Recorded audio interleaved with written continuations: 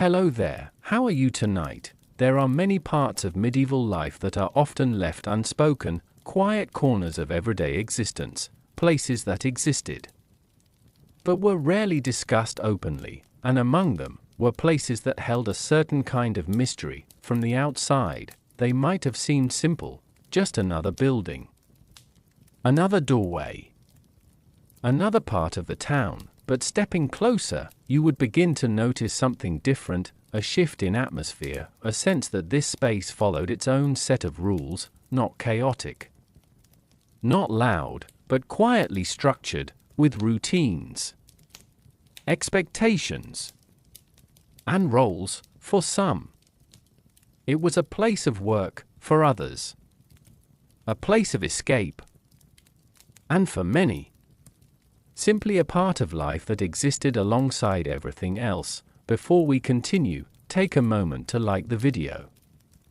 Subscribe if you enjoy these calm journeys, and let me know in the comments where you're listening from tonight. It's always a little comforting seeing how far these stories travel. Now, let's gently step into the medieval world and explore what it was really like inside one of these quietly misunderstood places. The town sleeps earlier than you might expect. By the time the last light fades behind timbered rooftops and narrow chimneys, most homes have already drawn their shutters closed. Candles burn low behind small windows, and the streets, so busy during daylight, grow softer, slower, quieter. But not every door is closed. Some remain open just a little longer, not brightly lit, not calling attention, but present, steady, waiting. These places were not always hidden. In many towns, they were known, acknowledged in the way people acknowledge something without ever quite speaking of it directly. A quiet understanding passed between neighbors, merchants, travelers, even officials. Life in the medieval world was tightly structured. Roles were clear. Expectations rarely shifted. Yet within that rigid order, there existed small spaces where life bent slightly, where different rules applied, and this was one of them. From a distance, the building might appear no different from the others surrounding it. Timber framing, uneven plaster, perhaps a small lantern hanging by the door. Nothing extravagant, nothing that demanded attention. But if you lingered, if you watched, you might notice the rhythm, a door opening, then closing again, footsteps that paused just slightly before entering, voices kept lower than usual, not secrecy, but discretion. Inside, the air felt different, warmer, perhaps, not just from the hearth, but from presence, from movement, from the quiet continuation of life unfolding within those walls. This was not chaos, as many might imagine. There was structure here, a routine that repeated each day with subtle variations. People arrived, people left. Conversations happened in low tones. Moments passed, then faded, and yet, beneath that calm surface, there was something else, a quiet tension. Not dramatic, not overwhelming, but present. Like a thread running beneath everything, because this place existed in contrast to the outside world. Beyond these walls, society followed strict expectations, duty, labor, hierarchy. Inside, those expectations shifted slightly, just enough to create a different kind of space. Not free, but different. For those who worked here, it was part of daily life. Not extraordinary, not unusual, simply the rhythm of their world. For those who visited, it could mean something else entirely, a pause, a break from the rigid structure outside, or perhaps just a moment of quiet escape. And for the town itself, it was both accepted and distanced, acknowledged. yet rarely discussed, as if everyone understood its place, but preferred to keep it at the edge of conversation. There is something deeply human about that, the way societies create spaces for things they cannot fully integrate, yet cannot completely remove. These buildings became part of that balance. Not hidden away in darkness, but not placed in the center either. They existed in between, and as night deepened, their presence became more noticeable, not louder, not brighter, but more defined, because while the rest of the town slowed into stillness, these places continued, quietly, steadily, unfolding their own version of life. Just behind a simple wooden door, if you stood there long enough. Just outside, you might feel it, that subtle shift, that sense that stepping inside would mean crossing into a different rhythm. A different set of expectations. A different way of being, if only for a short while, and yet, for many, this was not a temporary step, it was their everyday reality. Their routine, their world, a world that rarely appeared in records with detail, rarely spoken of with care, and often misunderstood by those who never truly saw it from within. And so, as we stand here, at the edge of that doorway, the question begins to form: what was it actually like? Beyond that threshold, not the assumptions, not the rumors, but the quiet, ordinary truth of it, because sometimes, the most misunderstood places in history are not the loudest ones, but the quietest. The first time you notice one of these places, it is rarely obvious. There is no grand sign, no bold marking, no clear invitation. Instead, it reveals itself slowly, almost by accident, a turn down the wrong street, or perhaps the right one. Medieval towns were not built with symmetry or planning in the way modern cities are. Streets curved unexpectedly, narrowed without warning, and often seemed to lead nowhere. Until they did, and it was within these winding paths that such places quietly existed, not hidden entirely, but not placed where attention gathered most. They were often found just beyond the center of activity, close enough to be reached easily, but far enough to remain slightly removed. You might pass through a busy marketplace first, filled with the soft murmur of trade, the shuffle of goods, the occasional distant call of a vendor closing for the evening. Then, as the light fades, the streets begin to thin, the noise softens, footsteps echo a little more clearly against stone, and the air changes.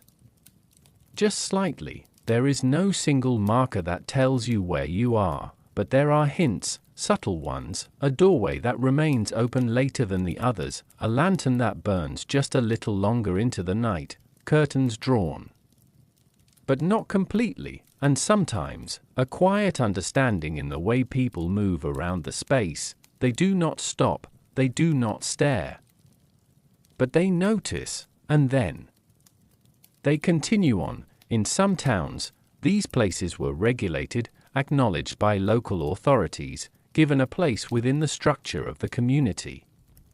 Not celebrated, but managed.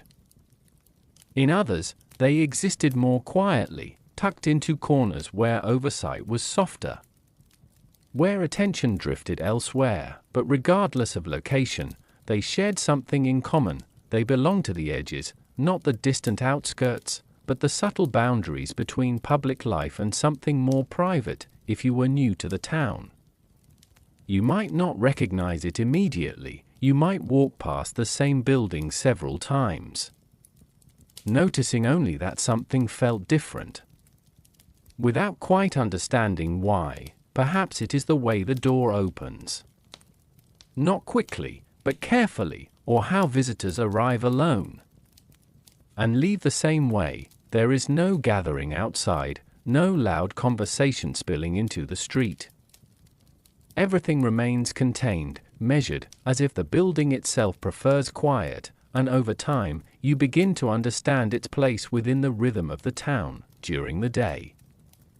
It blends in almost completely, shutters closed, activity minimal, just another structure among many, but as evening approaches, it slowly comes alive, not all at once, but gradually. A light appears behind a window, a door opens, then closes again, a presence returns. It is not busy in the way a tavern might be, there is no laughter spilling outward, no music drifting into the streets. Instead, everything remains inward, drawn inside, contained within walls that seem to hold more than just sound, but intention, and if you pause nearby, not too close, just enough to observe, you might notice something else, a pattern, not exact, not predictable, but consistent, the timing of arrivals, the quiet spacing between them, the way no one lingers too long at the entrance.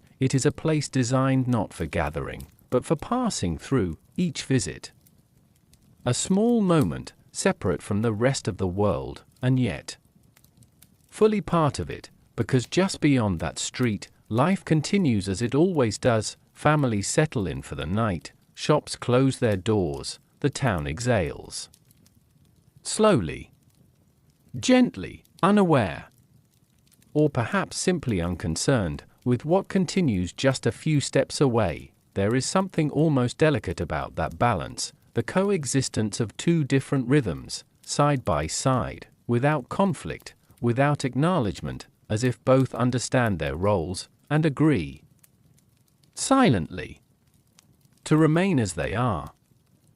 And for those who live nearby, this presence becomes familiar, not something to question, not something to explore, but simply something that is, like the turning of seasons, or the passing of time. It exists, quietly, steadily, and so, as you walk these narrow streets, following the soft glow of distant lanterns, you begin to see the town differently, not just as a collection of buildings, but as layers, visible and unseen, spoken and unspoken, and somewhere within those layers, behind a door that does not call attention to itself, is a space that belongs to both worlds, yet fully to neither. And as you come to recognize it, without needing to be told, a quiet curiosity begins to settle in. Not urgent, not overwhelming, but present, because knowing where it is only the beginning. The moment you cross the threshold, everything becomes quieter, not in sound alone, but in feeling. The outside world, its shifting air, its uneven streets, its distant echoes, seems to settle behind you, as the door closes with a soft, deliberate weight, and inside, there is a stillness, not empty, not lifeless, but controlled, measured. The first thing you notice is the light. It does not fall sharply, nor does it fully illuminate the room. Instead, it lingers gently, spreading from candles placed with quiet intention, from a hearth that glows rather than burns, from lanterns that soften every edge they touch. Nothing here is bright, nothing is harsh. The light exists to calm, not to reveal. It shapes the space in layers, small pockets of warmth surrounded by shadow, each area holding its own quiet sense of purpose. Your eyes adjust slowly, and as they do, details begin to emerge. Wooden beams stretch across the ceiling, darkened with age. The walls carry a softness, plaster worn gently over time, bearing the faint marks of years that have passed without urgency. There is no grand decoration, no attempt at luxury, but there is care, a kind of quiet arrangement that suggests this space is maintained, not for appearance, but for continuity. The air itself feels warmer than outside, not just in temperature, but in presence. There is a faint scent, something familiar, though difficult to place. Perhaps oil from the lamps, or aged wood, or the lingering trace of herbs once used to soften the room. It is not overwhelming, just enough to remind you that this space is lived in, that it holds memory. Across the room, figures sit, not crowded together, but spaced apart in a way that feels intentional. Conversations are quiet, voices remain low, almost blending into the background hum of the room itself. No one speaks loudly, no one draws attention. It is not a place of performance, it is a place of presence. There is movement, but it is slow, measured. Someone crosses the room, not hurried, not delayed, simply moving as part of a rhythm that already exists. Another figure adjusts a candle, ensuring its light remains steady. These small actions carry a kind of quiet purpose. Nothing wasted, nothing exaggerated, and as you stand there, just inside the doorway, you begin to understand something subtle, but important. This place is not defined by what happens here, it is defined by how everything happens, carefully, quietly, within boundaries that are not spoken aloud, but clearly understood. There is a sense of awareness in every movement, not tension, but attentiveness, as if each person knows exactly how much space they occupy, and how that space connects to others, and in that awareness, there is a kind of balance, not perfect, not effortless, but maintained. The room itself seems to hold that balance. The walls do not echo, the floor does not creak loudly. Even the fire in the hearth burns softly. As if aware of the stillness around it, time feels different here, not slower, but less defined. Moments do not rush forward, they settle. They linger, just slightly longer than expected, and in that lingering, there is space to notice things that might otherwise go unseen. A glance exchanged, then lowered, a quiet gesture, almost unnoticed, the way someone pauses before speaking, choosing words carefully. Even in conversation that seems simple, it is not silence, but it is close, and within that near silence, there is a feeling that cannot be easily named, something between comfort and distance, warmth and restraint, because while the space feels calm, it does not fully open itself. There is always something held back, something unspoken, and perhaps that is what gives the atmosphere its depth, its quiet weight. You are not meant to understand everything here, not immediately, perhaps not at all. You are only meant to observe, to exist within the space for a moment, and feel its rhythm. And as you take another step inside, leaving the doorway behind you, that rhythm begins to settle around you, not demanding, not overwhelming, just present, steady, and quietly persistent, like a place that has existed this way for a long time, and will continue long after you leave. Morning arrives quietly here, not with the energy of a marketplace, nor the urgency of labor beginning at first light, but gently, almost unnoticed. The same rooms that held soft candlelight through the night now rest in a different kind of stillness. The air is cooler, the shadows longer, stretching across wooden floors as pale daylight begins to slip through narrow windows. There is no sudden movement, no sharp beginning. Instead, the day unfolds slowly. Someone wakes first, not by alarm, but by habit. They sit for a moment, listening. The building has its own sound in the morning. A faint shifting of wood, the distant call of the town beyond the walls, the quiet presence of others, still resting. Nothing demands attention, and yet the day has begun. Soon others follow, one by one. There is no gathering, no shared start to the morning. Each person moves within their own small rhythm, rising when they are ready, stepping into the day without urgency. Footsteps remain soft, voices minimal. It is not silence, but something close to it, a kind of mutual understanding that the early hours belong to quiet. Simple tasks begin. A window is opened slightly, letting in cool air that carries the distant scent of the town. Baked bread, damp stone, faint traces of smoke. Another adjusts the room, straightening what has been left behind, returning small objects to their place. There is care in these movements, not perfection. But consistency. This is not a place that resets each day, it continues. What happened before lingers. Gently. Without disruption, the morning is not separate from the night, it is simply the next layer. As light grows stronger, the space changes, details that were hidden in shadow now appear, marks in the wood, the texture of fabric, the subtle signs of time passing through this place, and with that light comes a shift, not dramatic, but present. The building begins to feel less like a quiet shelter and more like a place of function, because this is not only a space of atmosphere, it is a place of routine, of work, of repetition. Each person has a role. Though it may not always be clearly spoken, some prepare the rooms, ensuring everything remains in quiet order. Others move through the space more slowly, as if holding on to the last fragments of rest before the day fully settles in. There is no strict schedule, no clock marking the hours, but there is structure, an internal rhythm that everyone seems to follow. Without needing instruction, by midday, the building becomes almost still again, from the outside.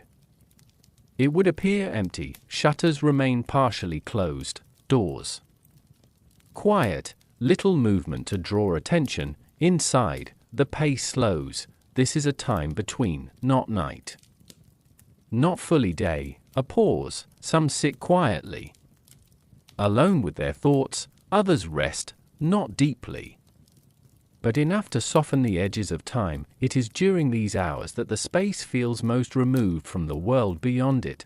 The town continues, voices rising, work unfolding, life moving forward. But here, there is a separation, a gentle distance, as if time has been set aside. Just for a while, and then, as afternoon begins to fade, the shift returns, subtle at first, a small preparation, a movement that suggests something is about to begin again. Candles are checked. Though they will not yet be lit, rooms are adjusted. Not changed, but readied.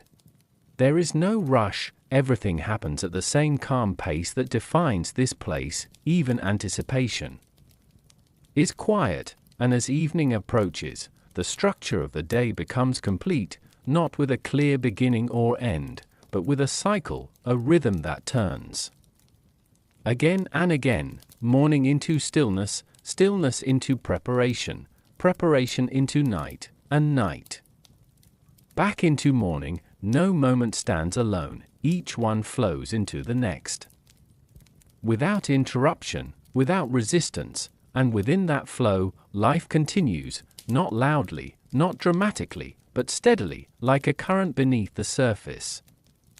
Always moving, always present, and for those within this space, this rhythm becomes something more than routine. It becomes familiar, expected, even comforting, because in a world that often feels uncertain and unforgiving, there is something deeply grounding about knowing how each day will unfold, even if that unfolding is quiet, even if it is unseen, even if it exists just behind a simple wooden door. At first, it may seem like everyone here simply exists within the same quiet rhythm, but if you remain long enough, if you observe without interrupting, differences begin to emerge, not announced, not defined with titles or clear boundaries, but present in the way each person moves, because within this calm environment, there are roles, subtle but essential, and each one holds the structure together. Some move with familiarity, they do not hesitate when crossing the room. They know where to stand, where to sit, when to speak, and when not to. Their presence feels anchored, as if they belong to the space itself, not just passing through it. These are the ones who understand the rhythm most deeply. They adjust things before they fall out of place. They sense changes before they become visible: a candle that burns too low, a chair slightly out of position, a moment that lingers just a little too long. All are noticed, all are quietly corrected, not with urgency, but with care. Others move differently, more cautiously, their steps slower, their attention shifting more often. They observe the room as much as they exist within it. There is a softness in their movements, a kind of distance, as if they are still learning where they fit within this quiet structure. They watch, they follow, and over time, they begin to settle, because this is not a place that demands immediate understanding. It allows for gradual adjustment, a slow merging into the rhythm that already exists. There are also those who arrive and leave, visitors. They are easier to recognize, not by what they wear or how they look, but by the way they carry themselves. There is a slight hesitation, even if only for a moment, a pause at the doorway, a glance that lingers just a little longer than necessary. They do not yet move in harmony with the space, they move through it, and yet, even they begin to adapt. If only briefly, their voices lower, their movements soften, as if the atmosphere itself gently reshapes their presence. No one instructs them, no one corrects them, and still they change. There are those who manage the space, though you may not notice them at first. They do not stand apart, they do not command attention, but their influence is felt in the consistency of the environment, in the way everything remains balanced. They ensure that the quiet order continues, that boundaries are respected, even when unspoken, that nothing disrupts the calm flow of the space, and they do this without drawing focus, because here, authority is not loud, it is subtle, almost invisible. And then, there are the moments between roles, the quiet overlaps, when someone who usually moves with certainty pauses, just briefly, or when someone still finding their place moves with unexpected confidence. These moments are small, easy to miss, but they reveal something deeper, that these roles, while present, are not fixed. They shift, they blur, they evolve over time, because the space itself is not rigid. It allows for movement, for change, however slow, and within that change, there is a quiet complexity, a network of understanding that does not rely on words, a shared awareness of how things should be and how they should remain. It is not enforced, it is felt, and perhaps that is what makes it so effective, because no one needs to explain their place here. They come to understand it simply by being within it, by observing, by adjusting, by becoming part of the rhythm. And as you continue to watch, standing just slightly apart from it all, you begin to see the structure more clearly, not as something imposed, but as something maintained, gently, consistently, by the people who move within it, each one carrying a part of the whole, without ever needing to hold all of it alone. And in that quiet cooperation, the space continues, unbroken, balanced, and almost seamless, as if it has always been this way, and always will be.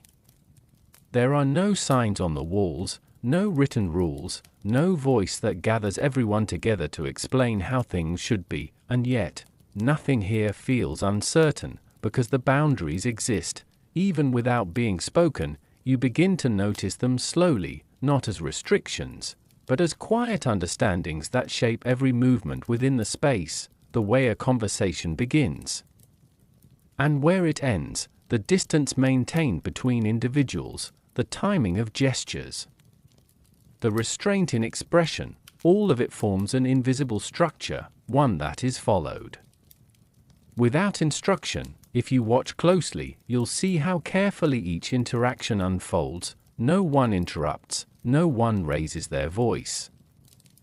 Even moments that might carry tension remain controlled, not suppressed, but guided, as if there is an agreement, shared by everyone here, that nothing should disturb the calm surface of the room. It is not silence that is valued, it is balance. Each person seems to understand how much they can say, how far they can move, how long they can remain, and when that boundary is reached, they step back, gently, without hesitation, without question. There is a certain grace in that.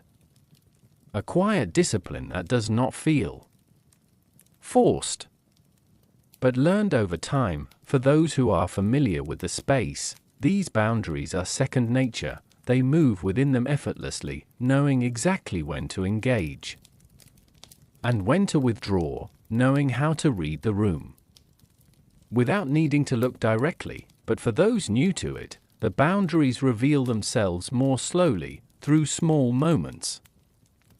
A glance that lingers too long and is quietly avoided, a voice that rises slightly and softens in response to the stillness around it, a step taken forward, followed by a subtle pause. These corrections are never direct, no one points them out, and yet they are felt, because the space itself responds. There is something about the atmosphere, something steady and unyielding, that gently guides behavior, not through force, but through presence. It is like entering a place where the air itself carries expectation, where every movement leaves a trace, however small, and so people adjust, naturally, almost instinctively. There are also boundaries of time, moments that begin and end without announcement. No clock marks them, but they are understood, an interaction that lasts just long enough, a pause that is respected, a departure that happens without delay. Nothing stretches beyond its place, nothing lingers unnecessarily, because lingering changes the balance, and balance is everything here. Even the space between people is carefully maintained, not distant, not cold, but measured, close enough for presence, far enough for separation. It creates a feeling that is both intimate and restrained, a connection that never fully settles, and perhaps that is what defines this place most clearly, not what happens within it, but what is held back, what remains unspoken, what stays just beyond reach, because within those boundaries, there is safety, a structure that allows everything to continue without disruption,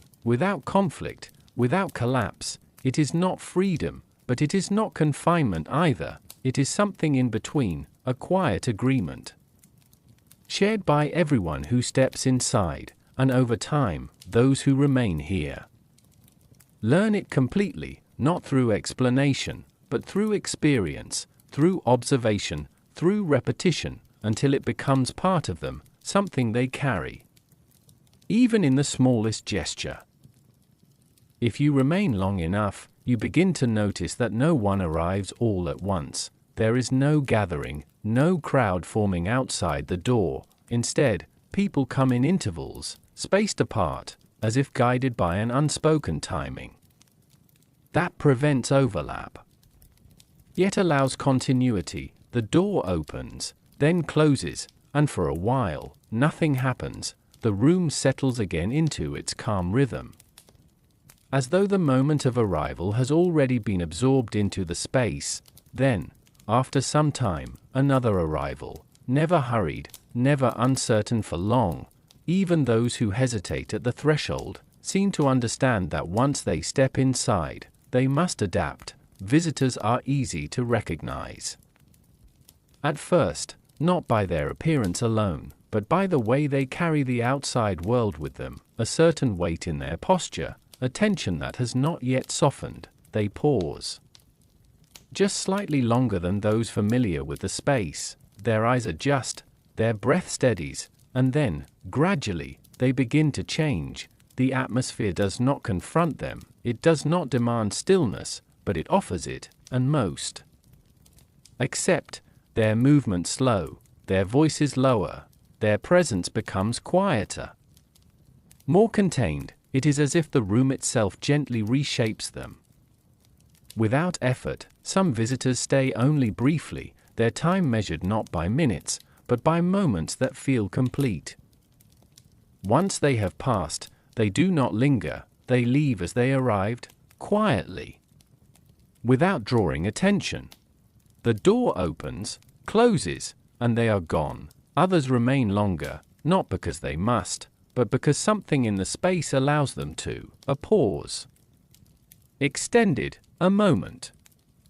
Stretched just enough to feel different from the world outside, and yet, even they understand when it is time to leave. There is no announcement, no signal, but the boundary is felt, and once it is reached, they rise, they move, they step back into the night, carrying only what they brought with them.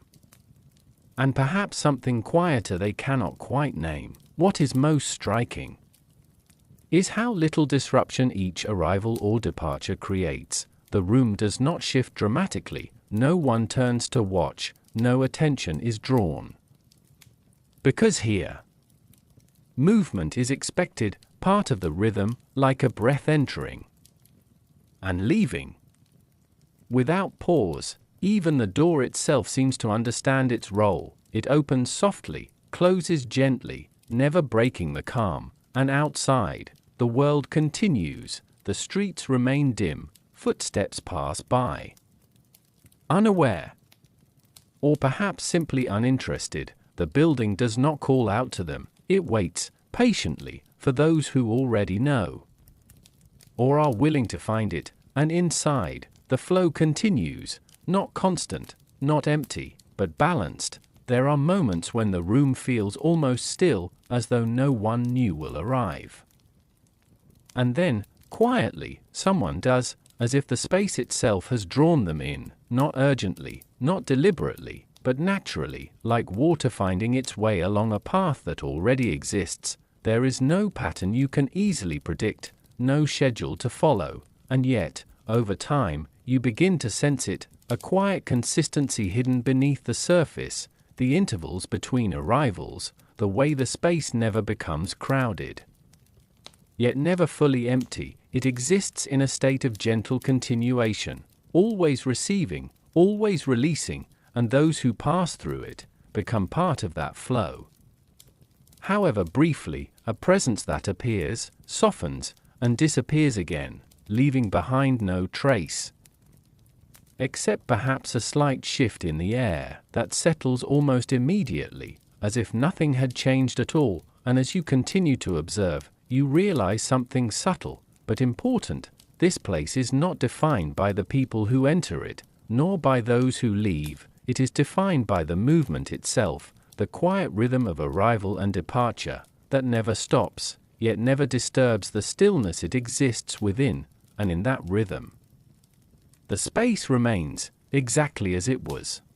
Outside, the town continues its quiet rhythm. Morning markets return to life, voices rise and fall in familiar patterns, and the structure of daily existence unfolds exactly as expected. People speak of trade, of weather, of small concerns that shape ordinary days, and yet, woven quietly beneath these conversations, there is an awareness, not spoken directly, not openly explored, but present, because everyone knows, in some way, that places like this exist. They are not secrets, but they are not discussed either. Instead, they live in a space between knowledge and silence. If someone were to ask directly, answers might come in fragments, carefully chosen words. A slight shift in tone, perhaps even a quiet dismissal, as though the question itself had stepped too close to something better left untouched. It is not fear, not exactly, but a kind of social distance, a decision, shared without agreement, to keep certain things just beyond the edge of conversation, and so, these places become something else entirely in the minds of the people, not real spaces with routines and structure, but ideas, simplified, misunderstood, shaped more by assumption than experience. Some imagine them as chaotic, filled with noise and disorder. Others view them with quiet judgment, seeing only what they believe happens within those walls, without understanding how it truly unfolds. And some choose not to think of them at all, as if ignoring their presence might somehow make them less real. But reality does not disappear so easily, because while the town speaks in one way, it behaves in another. People pass by those doors, they notice the lanterns, they recognize the subtle signs. Even if they pretend not to, and sometimes, they step inside, quietly, without announcement, returning later to the same streets, the same conversations, the same lives they never fully left behind. There is a contradiction in that. A quiet one, but deeply rooted, because these places are both separate from society, and completely woven into it. They exist at the edge, but they are sustained by what lies at the center, and everyone, in some way, understands this, even if they never say it. For those who live closest to these spaces, the awareness becomes something softer, less defined, not something to question, but something that simply exists, like a building that has always been there, like a door that opens and closes. Without drawing attention, it becomes part of the landscape, unremarkable in its own quiet way, and yet, there are moments when the perception shifts, a passing glance that lingers just slightly too long, a whisper that travels further than intended, a look exchanged between two people who understand more than they are willing to say. These moments are brief, they fade quickly, but they reveal something deeper, that beneath the silence, beneath the distance, there is curiosity, not loud, not urgent, but present, because what is not fully seen often becomes something imagined. An imagination does not always reflect truth. Inside those walls, the reality is far more measured, far more structured, far more human than most would expect. But outside, the image remains unchanged, shaped by distance, maintained by silence, and perhaps preferred that way, because understanding something fully requires stepping closer, looking longer, letting assumptions fall away. And not everyone wishes to do that. Not everyone wants to see what lies beyond the surface. So the balance continues. The town moves forward, speaking carefully, avoiding what it already knows, and the space remains where it has always been, present, acknowledged, but never fully brought into the light. And as you stand between these two worlds, the quiet interior and the distant outside, you begin to see the contrast more clearly, not as conflict, but as coexistence, two realities, existing side by side, each shaping the other, without ever fully meeting. In a place where nothing is loudly declared, even clothing speaks softly, not in decoration, but in subtle difference. There is no uniform here, no single way of dressing that defines everyone within the space, and yet, you begin to notice patterns, not rules, not requirements, but tendencies. Clothing here is practical above all else, soft fabrics that allow movement without restriction. Layers that shift easily with the rhythm of the room, nothing too bright.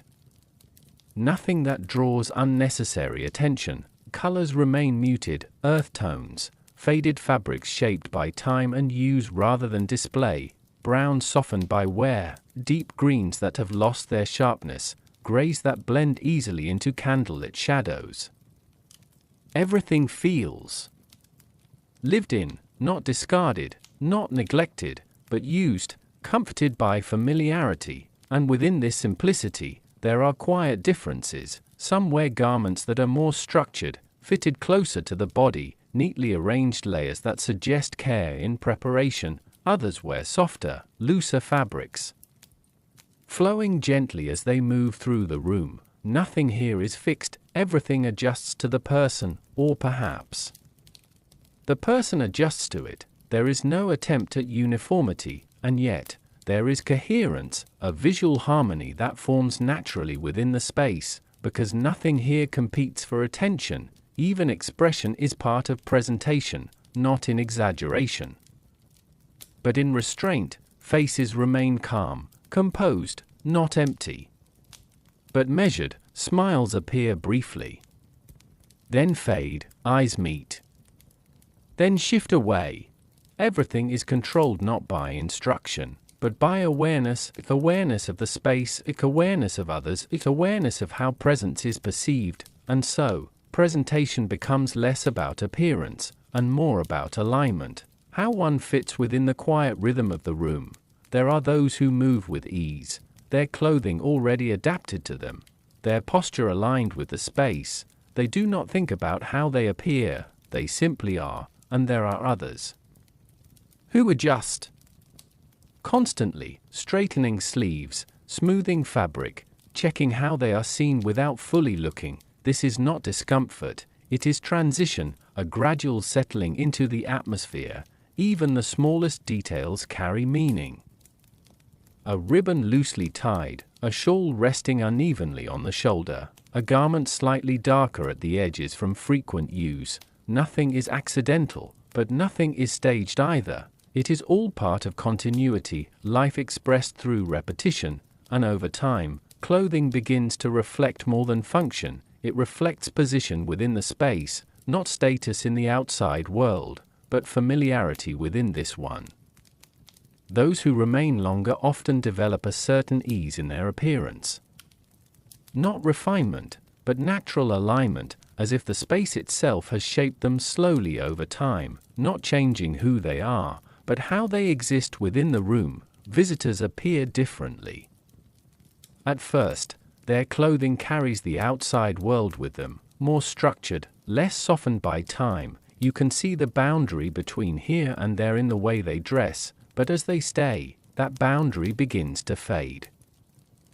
A sleeve loosened, a layer removed, a shift in posture that changes how fabric falls across the body, small adjustments, almost invisible, but meaningful, because they signal something deeper than appearance. They signal adaptation, and adaptation here is quiet, unspoken, gradual. No one comments on it, no one acknowledges it, but it happens nonetheless, and when visitors leave, they carry a trace of this place with them.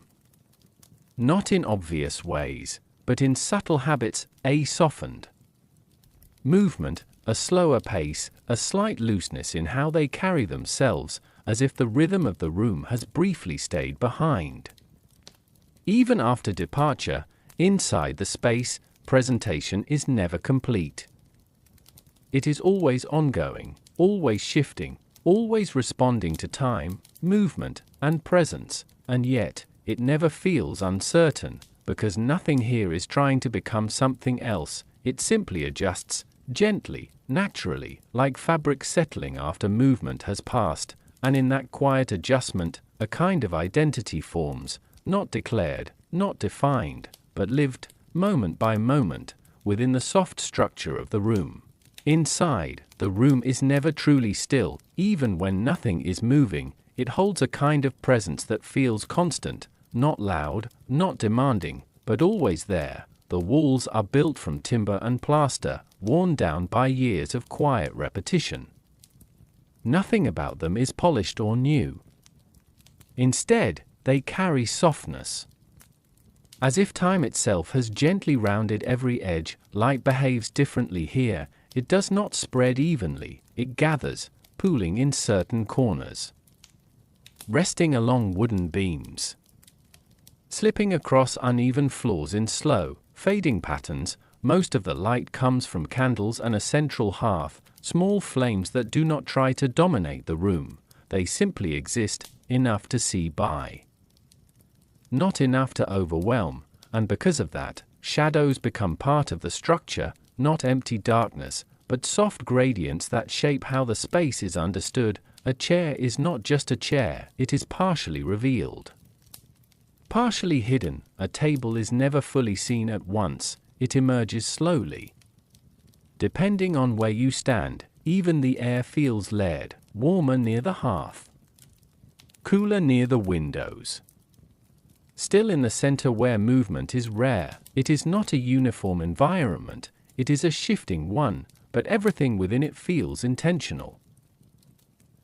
Even the imperfections, the uneven floorboards that slightly change the rhythm of footsteps, the low ceiling beams that subtly guide how people move, the narrow passages that naturally slow movement without needing instruction, nothing blocks, but everything shapes. Sound behaves gently here. Voices do not echo sharply, they soften almost immediately after being spoken, as if the room absorbs them, holds them, and then releases them quietly back into stillness. There is no sharpness in the acoustics, even silence feels textured, not empty, but present, a kind of soft weight that sits in the air without pressing down. Furniture is simple, wooden tables, worn chairs, fabric cushions that have long lost any sense of formality. Everything is placed where it needs to be, not where it is displayed. There is no arrangement meant for visitors, no effort to impress, only function shaped by familiarity, and yet, over time, this simplicity becomes its own kind of character, because nothing here feels temporary, everything feels continued, as if the room is not designed, but accumulated, built slowly through use rather than intention. You begin to notice how people interact with the space itself, not just with each other. They lean into corners where light is softer. They avoid areas where shadows feel heavier. They choose places not based on instruction, but comfort, and over time, these choices create patterns, invisible ones, but consistent. The room responds without moving, it simply holds these patterns in place, like memory embedded in wood and stone. Even time feels different inside, it does not rush forward, it settles. Minutes do not feel marked, they feel extended, one moment blending gently into the next without clear separation. There is no urgency in the environment, nothing pushes it forward, and so it remains in a kind of suspended rhythm, always active, never hurried. Windows offer only partial connection to the outside world.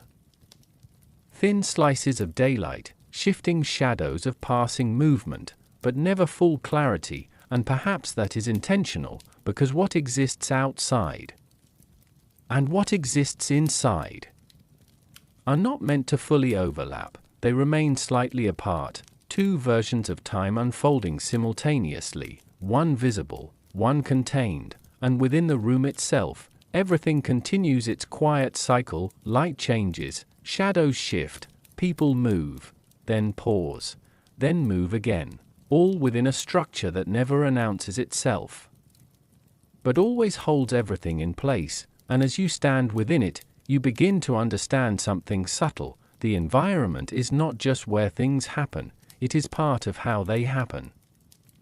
Shaping movement, softening sound, guiding attention, without ever speaking. It does not control, it allows, and in that allowance, everything becomes slower, softer, more deliberate, until even the simplest moment feels like it belongs exactly where it is. Sound here does not arrive all at once. It unfolds gently, layer by layer, as if the space itself prefers not to reveal everything at the same time. At first, there is almost nothing, just the faint presence of the room, a low, constant quiet that sits beneath everything else. Then slowly, details emerge, the soft creak of wood as someone shifts their weight, the quiet scrape of a chair being adjusted, a distant clink of ceramic placed carefully onto a table. None of these sounds stand alone, they blend into the atmosphere rather than interrupt it. Even voices behave differently here, they do not project, they settle. Words are spoken softly, and then absorbed by the room almost immediately.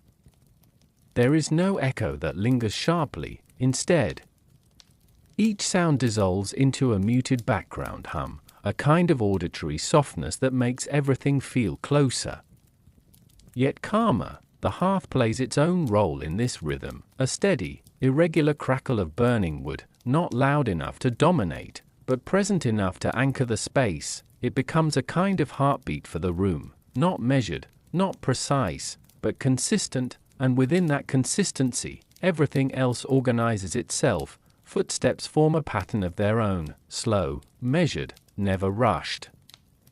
They move across wooden floors in a rhythm that feels almost familiar after a while, as if the room has taught them how to sound. Even the smallest movements carry weight here. A sleeve brushing against fabric, a door closing with careful restraint, a hand resting onward for just a moment longer than necessary. Each sound is soft, but meaningful, because nothing here is accidental noise. Everything contributes to the atmosphere. There are moments when silence deepens, not because sound has stopped, but because it has settled. The room enters a state where everything becomes quieter without changing in volume. It is a kind of shared stillness, one that everyone inside seems to understand without needing to acknowledge it. Then, gradually, the rhythm returns, not suddenly, but in layers. A conversation begins somewhere in the room, low at first, then joined by another voice nearby, not overlapping, but weaving through the space carefully, like threads passing through fabric without tearing it. The timing of speech matters here. Pauses are as important as words. Silence between sentences is not empty, it is part of communication, a space where meaning settles before continuing, and because of that, nothing feels rushed. Even interactions that might normally feel quick or transactional are softened by the environment. Time stretches slightly. Not dramatically, but enough to change perception. Morning sounds carry a different quality than evening sounds. In the morning, there is more structure, more movement, more small adjustments as the day begins to form. In the evening, everything slows, voices lower, footsteps soften further, even objects seem to be handled with more care, as if the room is preparing to return to stillness again, and it does. Eventually, not abruptly, but gradually, like a tide withdrawing without urgency, leaving behind only the quietest remnants of sound. A fading conversation, a final movement across the floor, a last adjustment of something small and ordinary. Then silence, but not emptiness, never emptiness, because even when no one speaks or moves, the room still holds sound, not audible, but remembered, a kind of echo that exists only in atmosphere, as if every moment that passed through it has left a trace behind, and over time, this rhythm becomes familiar to those within it. They do not think about it, they move within it, their actions shaped by its timing, their voices adjusted without effort, their presence aligned with its flow, and so the room continues, not through instruction, but through shared understanding, a rhythm built not from command, but from repetition, from care, from quiet awareness, and as you listen to it, not directly, but through presence, you begin to realize that the sound of this place is not something separate from life within it. It is life itself, expressed gently, without urgency, and without need for attention. There is a rhythm to work here, but it does not announce itself. It does not begin with a clear signal, and it does not end with one either. Instead, it unfolds, quietly, in the background of everything else. At first glance, it may not even look like work. There is no urgency, no visible pressure, no sharp division between rest and action, just movement, blending into stillness, and stillness blending back into movement. Someone begins by adjusting the room, not because it is required in a strict sense, but because it is part of the flow. A chair is aligned, a table is cleared, a surface is gently wiped with cloth worn soft from use. Each action is simple, but none are random. They follow an internal understanding that has formed over time. Others move through different tasks. Some prepare small items needed for the day. Others organize spaces that have shifted slightly during the night. Nothing is left unattended.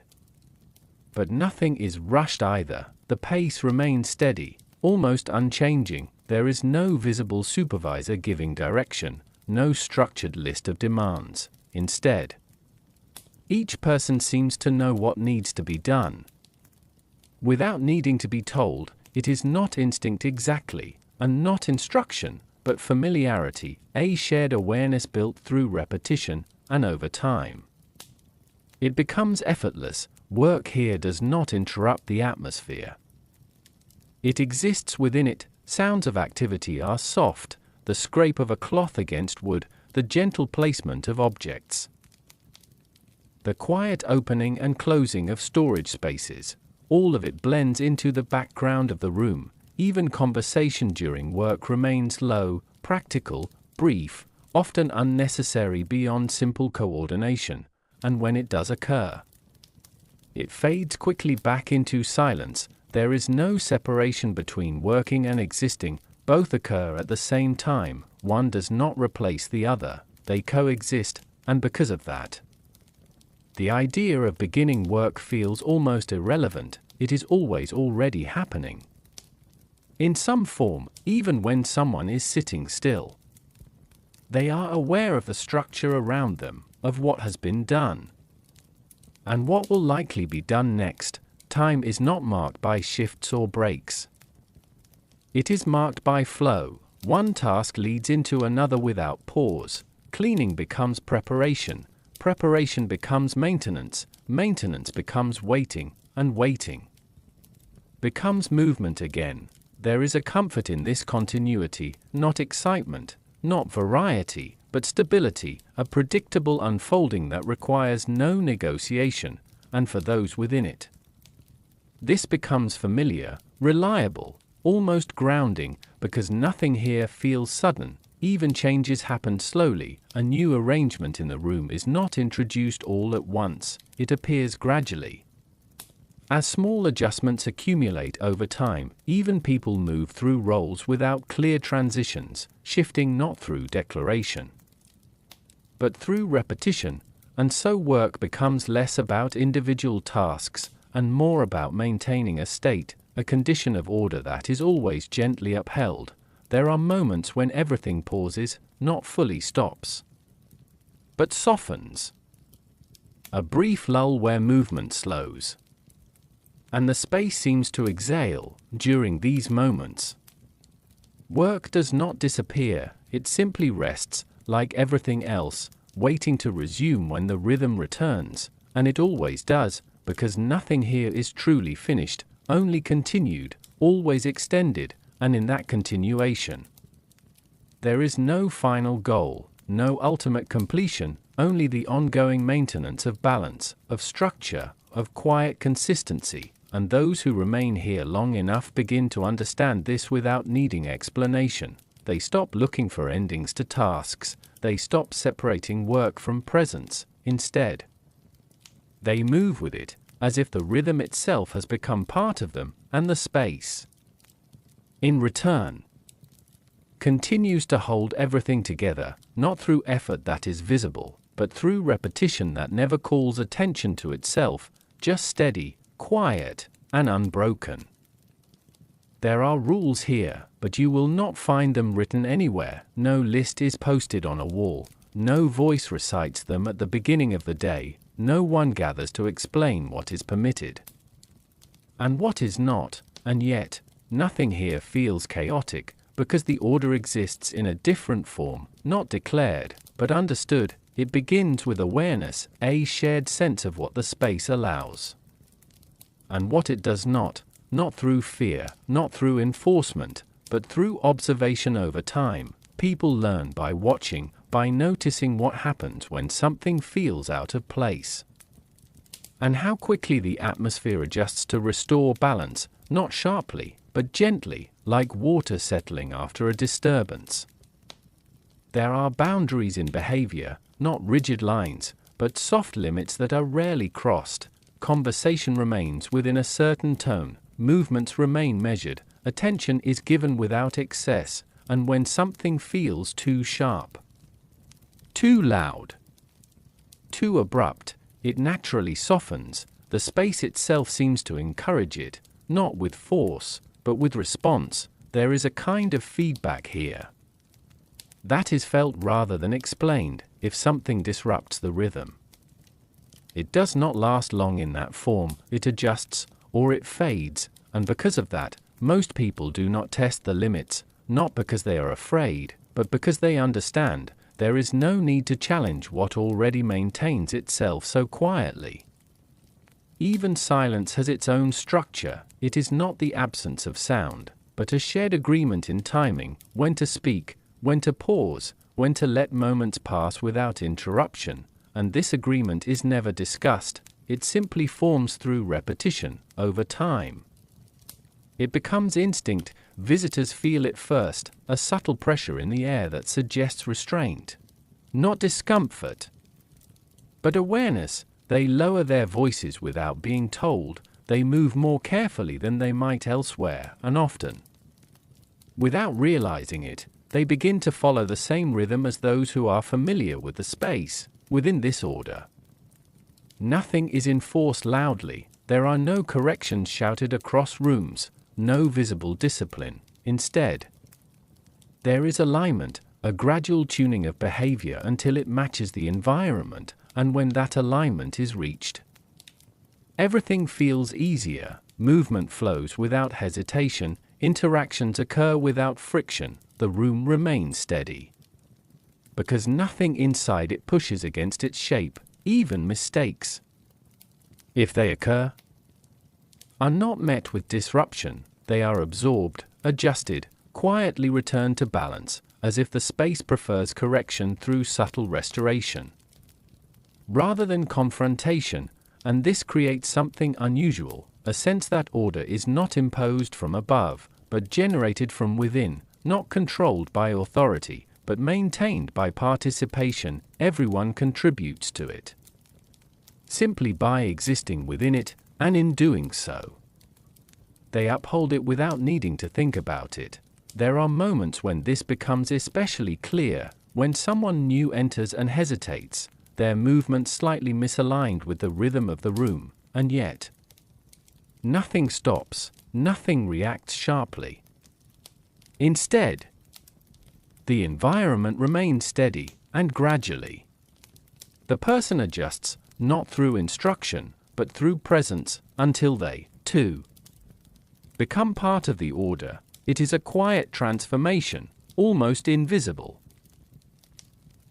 but constant, and so the rules here are never broken.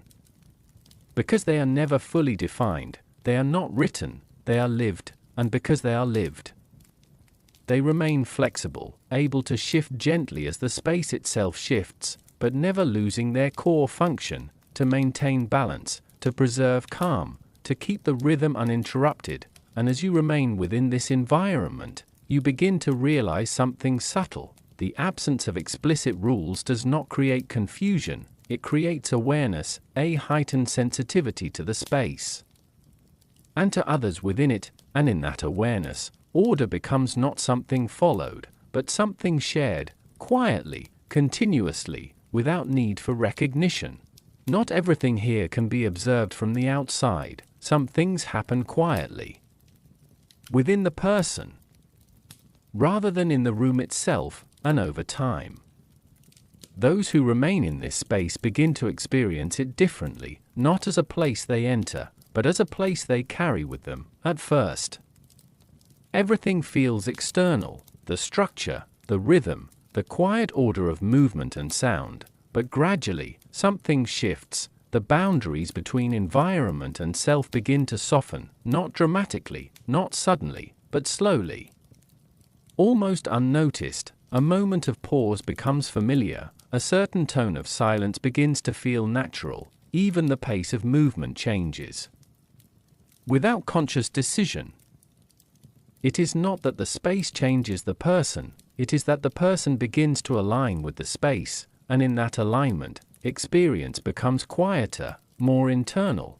There are moments of solitude even when others are present, sitting in the same room, yet feeling slightly distant from it, not disconnected, but observant, as if part of the mind steps back just enough to watch everything unfold gently. These moments are not unusual here, they are part of the rhythm, a kind of internal pause that exists alongside external activity. Some experience it as comfort, a release from the pressure of attention, others experience it as distance, a soft separation between self and surroundings, but neither feeling dominates, they pass through. Like everything else, there are also moments of connection, not loud or expressive, but subtle, a shared glance that holds meaning without needing explanation, a brief exchange that feels understood rather than spoken. These moments do not last long, but they remain, not in memory alone, but in feeling, like impressions left on quiet water, over time. Those who spend long periods within this space begin to notice something else. Their sense of time changes, not in a dramatic way, but in texture. Hours feel less divided, days feel less distinct, everything becomes part of a continuous flow, not a series of events, but a single unfolding experience, and within that flow, personal reflection becomes more frequent, not forced, not deliberate, but natural, because when external noise softens, internal awareness becomes clearer, thoughts arrive without urgency, emotions surface gently, then fade just as gently, nothing is amplified, everything is allowed to settle, and in that settling, clarity appears, not sharp clarity, but soft understanding, a sense of where one stands within the rhythm of everything else. There are also moments of quiet detachment, times when the space feels slightly removed, even while being fully present within it. A sense that life here is both immediate and distant at the same time, as if observing oneself from just beyond reach. These experiences are not uncommon. They are part of what prolonged presence within such a place creates, because the environment does not demand emotional intensity, it does not push toward extremes, it allows everything to remain within a balanced range, and over time, that balance becomes internalized. Even outside moments begin to feel calmer than they once did, even silence in other places feels different afterward, not better, not worse, just changed. And those who leave this space often carry that change quietly, not as something obvious, but as something subtle in how they move, how they observe, how they pause before responding. It is not transformation in a dramatic sense, it is adjustment, a lingering rhythm that continues beyond its origin, inside the space itself. Personal experience is never isolated from environment, it is shaped by it continuously, and in turn, it shapes how the space is perceived, a quiet exchange that never needs to be acknowledged. And as time passes, these experiences become less about individual moments and more about continuity, a steady unfolding of awareness within a steady unfolding of place, neither separate, neither fixed, just ongoing. There is a difference here between being present and being fully present, and over time, that difference becomes familiar, not in a cold or detached way, but in a quiet, practical one, because inside this space, emotions are not absent, they are simply moderated, kept within a range that allows everything else to continue without disruption. At first, it is subtle, a conversation that feels slightly restrained, a smile that appears briefly, then dissolves before it fully forms, a pause before responding that lasts just a moment longer than expected. None of it is unusual, none of it feels wrong, but together, they create a pattern, a kind of emotional spacing that defines interaction.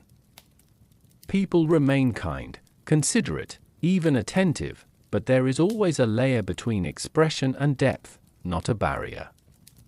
Exactly, more like a soft filter, something that shapes intensity before it reaches the surface, and within this, life continues normally, work is done, conversations happen, time passes in its usual steady rhythm, but emotional clarity is never rushed, it unfolds slowly.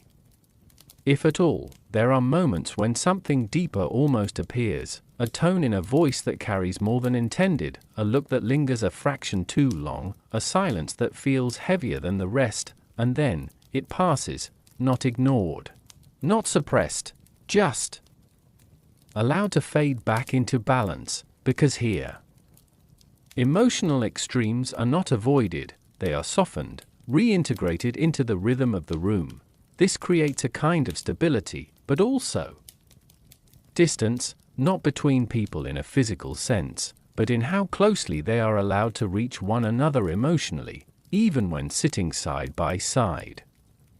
There can be a sense of separation, not loneliness, but containment. Each person holds their own internal world quietly, without needing to project it outward, and without expecting others to fully enter it. Over time, this becomes normal, not something questioned, just something understood, and within that understanding, interactions take on a different quality, less about intensity, more about continuity, a steady exchange rather than emotional immersion. Even moments that might, elsewhere, feel deeply personal are carried here with restraint. A shared glance does not become a conversation, a small kindness does not become an event, they remain small, contained, part of the ongoing rhythm, and yet this does not remove meaning, it simply changes its shape. Meaning here is quiet, not declared, not emphasized, but present in subtle ways,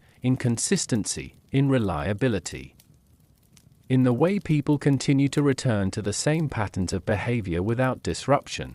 There are also moments of emotional fatigue, not dramatic, not overwhelming, just soft exhaustion that settles without notice, and even this is treated gently by the space. There is room for withdrawal, for silence, for stepping slightly away from interaction without explanation. No one questions it, because emotional distance is not judged here, it is understood as part of balance, and so people move through it naturally, sometimes closer, sometimes further apart, but always within a shared rhythm that remains intact.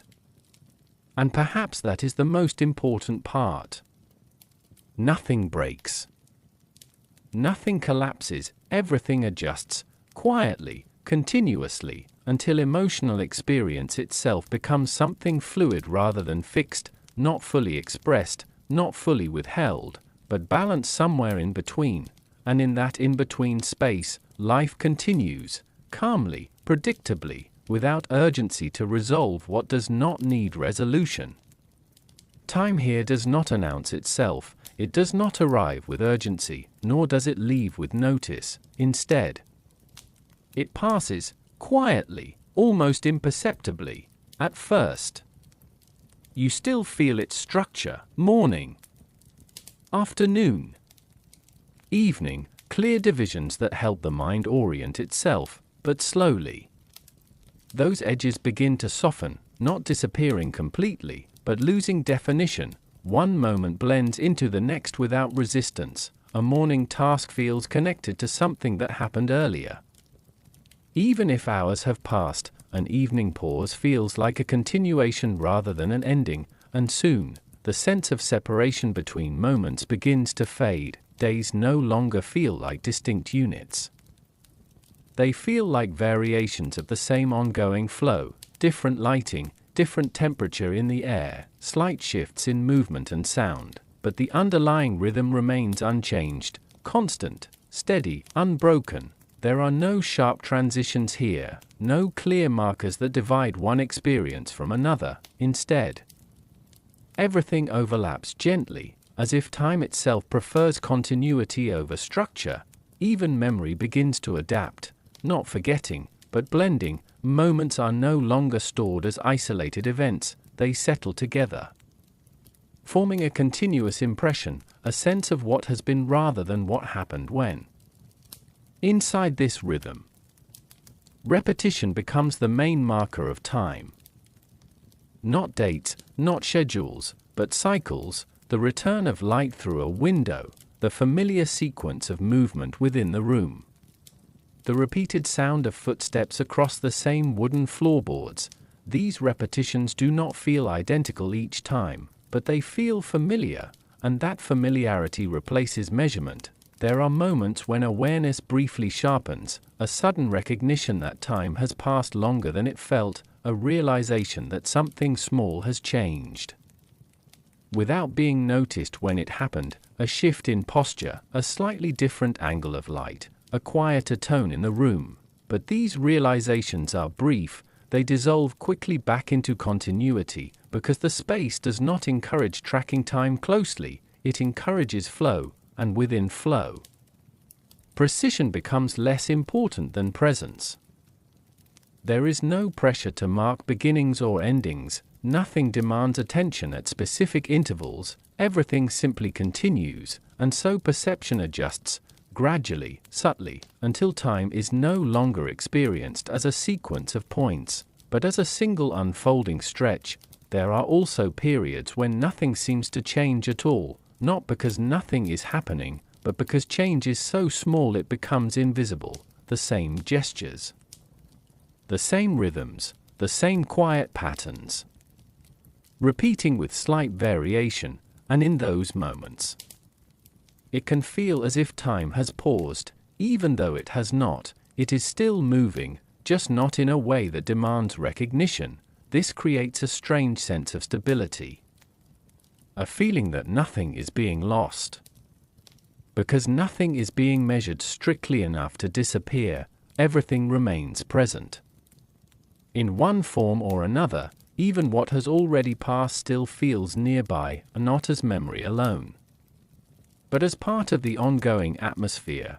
And perhaps that is why time here feels different, not slower, not faster, but softer, less divided, more continuous. It does not ask to be followed, it simply moves, and invites everything within it to move along. And as you remain in this space, watching the subtle changes of light, sound, there is a strange balance here, between being surrounded by others, and still feeling alone within yourself. Not loneliness in the dramatic sense, not emptiness, but something quieter, something more subtle, a kind of separation that exists even when no distance is physically present, inside this space. People are never truly isolated in a literal way. They sit in the same rooms, they share the same air, they hear the same sounds of movement, conversation, and quiet routine unfolding around them, and yet, each person carries their own inner world, one that is not fully shared, and not fully entered by anyone else, at first. This does not feel unusual, because everything is new. The environment demands attention, the rhythm of the place is still being learned, but over time, something shifts, the external familiarity grows, the routines become known, the movements of others begin to feel predictable, and as that external layer settles, the internal layer becomes more noticeable. There are moments when someone sits quietly among others, yet feels slightly apart, not excluded, not ignored, just positioned within themselves in a way that no external presence can fully reach, a kind of inward focus that coexists with outward presence. And this is not seen as strange here, it is simply part of how the space functions. Because connection does exist, but it exists differently. It is not constant immersion into others, it is brief alignment, a moment where two people's awareness meets gently, and then separates again without disruption, a shared glance that carries understanding, but does not extend beyond its moment, a quiet exchange of words that holds meaning in its simplicity, without becoming something larger. And then, continuity resumes, each person returns to their own rhythm, their own internal flow. There is comfort in this structure for many, because it does not demand emotional exposure, it does not require constant engagement, it allows presence without intensity, togetherness without intrusion. But it also creates distance, not visible distance, not physical separation, but emotional spacing that is always present in the background. Even when conversations are warm, they rarely become deeply entangled. Even when laughter appears, it fades quickly back into calm. There is no pressure for emotional escalation, no expectation for prolonged expression. Everything remains within a controlled range, and over time, people adapt to that range. They begin to understand that connection here is not about depth of emotional merging, but about rhythm alignment, being in sync for a moment, then gently returning to individual flow. Isolation, in this sense, is not forced. It is natural, it arises from the structure itself, because when interactions are brief, measured, and contained, the space between them becomes more noticeable. But that space is not empty, it is simply unoccupied. and within that unoccupied space, thought expands inward. People reflect more quietly here, not because they are alone, but because they are not continuously drawn outward. There are pauses between interactions that feel longer than they would elsewhere, moments where nothing is required externally, and in those moments, awareness turns inward, thoughts move without interruption, feelings surface gently, then settle again, without needing to be expressed, without needing to be resolved immediately. This creates a rhythm between connection and isolation, neither fully dominant, neither absent, just alternating naturally within the flow of the space. At times, someone may sit near another person for long periods without speaking, not due to distance, but due to mutual understanding that silence is sufficient, that presence alone is enough, and in those moments, isolation does not feel like separation, it feels like coexistence without demand. There are also brief moments of deeper connection, but they are rare, and because they are rare, they are not overstated, they pass gently, like a soft recognition that does not require continuation, and afterward, nothing feels broken, everything returns to its steady rhythm. Inside this structure, people learn to hold both states simultaneously, connection when it naturally arises, and isolation when it naturally returns, neither resisted, neither chased. Both accepted as part of the same continuous experience, and perhaps that is why the atmosphere remains so stable, because nothing is pushed beyond its natural form, nothing is extended beyond its quiet limit, everything exists in balance, between closeness and distance, between presence and inwardness, between shared space and private thought, and as time continues to pass within this environment, that balance becomes less noticeable, not because it disappears, but because it becomes normal, a part of how existence is experienced here, quietly, continuously. Nothing here changes quickly, but over time. Everything changes slightly, not in sudden shifts, not in visible transformation, but in perception, in how things are understood, and in how they are remembered. At first, the space is simply experienced, day by day, moment by moment, without reflection, without comparison, but as time passes, memory begins to take shape, and with memory, interpretation begins to shift. What once felt unfamiliar becomes routine, what once felt uncertain becomes expected, and what once felt neutral begins to carry meaning that was not noticed before. This is not because the space itself changes dramatically, it remains consistent, the same rhythm, the same quiet structure, the same gentle patterns of movement, sound, and presence, but the mind does not remain static. It begins to organize experience differently. Small details that were once overlooked begin to stand out, a certain tone in a voice, a familiar pause in movement,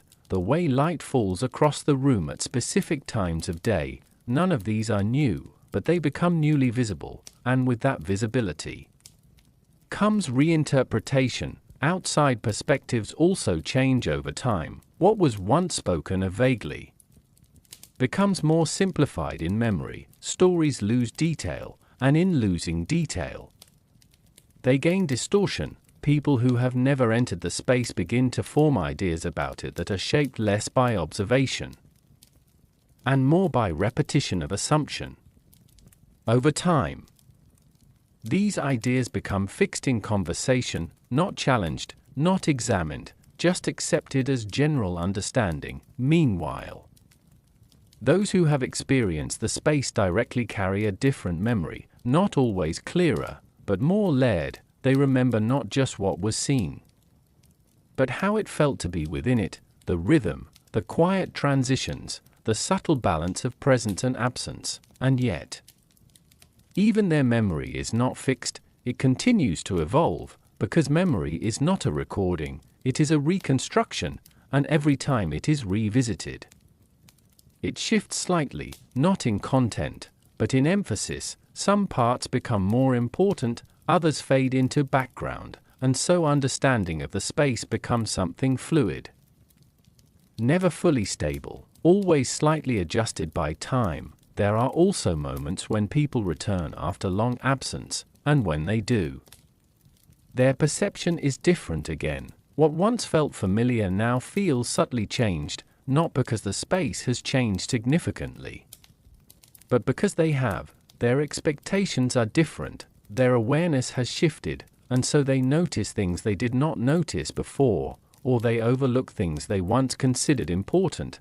This creates a quiet tension between memory and present experience, a sense that the place is both the same and not the same, but in reality, it is the observer who has changed, not the environment inside the space itself. Change is almost imperceptible, a small rearrangement of objects, a slight variation in light patterns depending on season, the natural aging of materials.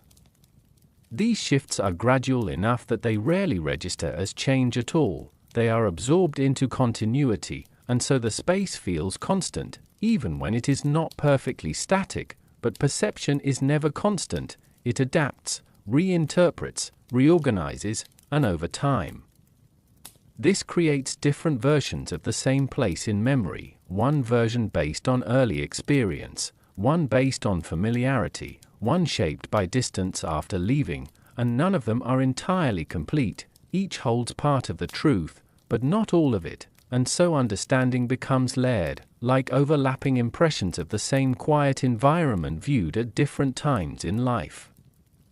This is why discussions about such places often differ so widely, because each perspective is shaped by a different stage of observation, a different emotional distance, a different moment in time, and as years pass, even those differences soften, becoming less about disagreement and more about variation, different ways of remembering something that never fully stopped being simple in its structure, but complex in its perception. And through all of this, the space itself remains unchanged in its essence, continuing its rhythm, uninterrupted, quietly existing as it always has, while everything around it continues to reinterpret what it means. Leaving here is rarely a moment. It is a process, a quiet one, without announcement, without ceremony. There is no single point where everything stops and the departure begins. Instead, it unfolds gradually, like most things in this space. At first, nothing feels different. The same routines continue, the same rhythm of movement and silence, the same soft structure of daily life. But subtle shifts begin to appear, a certain awareness that lingers slightly longer than before, a pause that feels more noticeable, a glance that carries an unspoken recognition that time here is no longer being extended indefinitely. It is not sadness, not resistance, just awareness. A quiet understanding that transition is forming beneath continuity. Those who prepare to leave do not announce it loudly, they adjust inwardly first. Their attention begins to drift slightly outward, not away from the present moment, but toward what comes next. Tasks are still completed, conversations still occur, but there is a subtle shift in presence, a sense that part of the mind is already stepping beyond the space, and yet nothing breaks, nothing disrupts the rhythm. The space does not resist departure, it does not hold on, it simply continues, as it always has. When the final moment arrives, it does not feel dramatic. There is no visible separation between staying and leaving, only a quiet step beyond the familiar threshold, a doorway crossed without emphasis, a transition completed without recognition from the environment itself, and what remains inside does not change because of it. The room continues its rhythm, the light continues its slow patterns, the sound continues its gentle flow, as if nothing significant has occurred. But for the one leaving, something has shifted, not in a sudden emotional surge, but in quiet recalibration. The outside world feels slightly different upon return, not because it has changed, but because perception has been adjusted. Colors feel sharper, sounds feel less filtered, time feels more segmented. everything outside the space carries a different texture now, and yet the memory of the place does not fade, it does not remain as a sharp image, it settles instead, like something softened over time, not fully distant, not fully present, but always accessible in thought. There are moments later when memory returns unexpectedly, not as detail, but as atmosphere, a sense of stillness that was once familiar, a rhythm that once structured time without being noticed. A quiet awareness that existed without demand. And in remembering it, there is no longing in a dramatic sense, only recognition that such a place existed, and that its existence shaped perception in ways that remain even after leaving. Some carry traces of it in behavior, a softened pace in movement, a quieter tone in speech, a tendency to observe more before reacting, not as imitation, but as residue, something absorbed without intention. Others move away from it completely in outward life, yet still find it returning in thought during moments of stillness, not as a place they need to return to, but as a reference point in memory, a contrast to everything that follows, and so leaving does not end the relationship with the space. It changes it from presence to memory, from participation to reflection, from experience to perspective, inside the space. Nothing marks departure outside it. Everything continues, and between the two, there is no conflict, only continuation in different forms, because what was experienced does not vanish, it simply changes where it lives, and how it is understood, and as time passes further, even that understanding softens, becoming less about a specific place, and more about a way of noticing the world, quietly, continuously, without needing to define where it began. In the end, nothing about this place demands a conclusion. There is no final revelation waiting at the surface, no hidden truth that suddenly redefines everything that came before. Instead, there is continuity, a quiet persistence of life that existed without interruption and continues to exist without announcement. What has been seen throughout this journey is not something extraordinary in the way people often expect. There are no dramatic turning points, no sudden exposures, no sharp dividing lines between what is understood and what is not, only a steady unfolding of ordinary existence within a space that was rarely spoken about openly, and perhaps that is where the misunderstanding begins.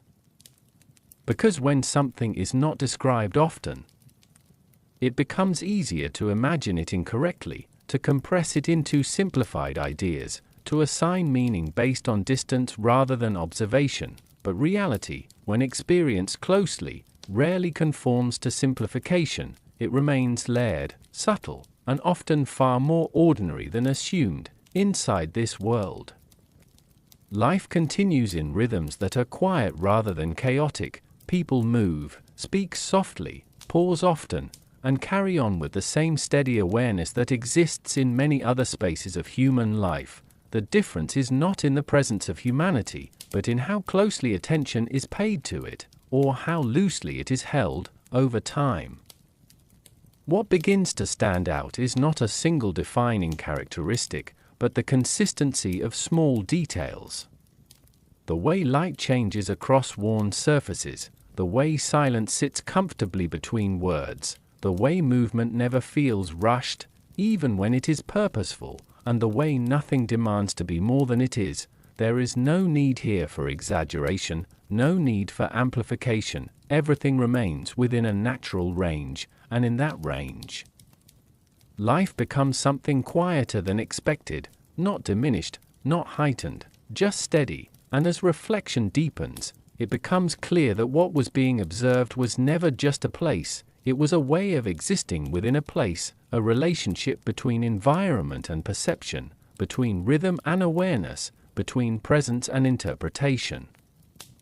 Outside perspectives often try to define such spaces in absolute terms, to categorize them, to finalize their meaning, but lived experience resists final definition, because it is always shifting slightly with time, always influenced by memory, always reshaped by distance, and so even now. After observing it closely, it remains difficult to reduce it into a single statement. It is not one thing, it is not another. It is simply a space where life continued in its own quiet pattern, largely unnoticed by those who did not enter it directly, and for those who did, it was never experienced in the same way twice, because attention changes, time changes, and understanding changes with both, in the end. What remains is not certainty, but awareness, a recognition that beneath the surface of any structured world, there are always quieter systems of existence, systems that do not announce themselves, that do not demand recognition, but that continue nonetheless. And perhaps the most lasting thought is this, that much of life exists not in its most visible moments, but in its quieter intervals, in spaces between declared events, in rhythms that never seek attention, in patterns that unfold without insistence, and as the journey comes to a close, there is no need to define what was fully seen or understood, only to acknowledge that it was there, continuing, quietly, as it always has been, and as it likely always will be, just beyond the edge of notice.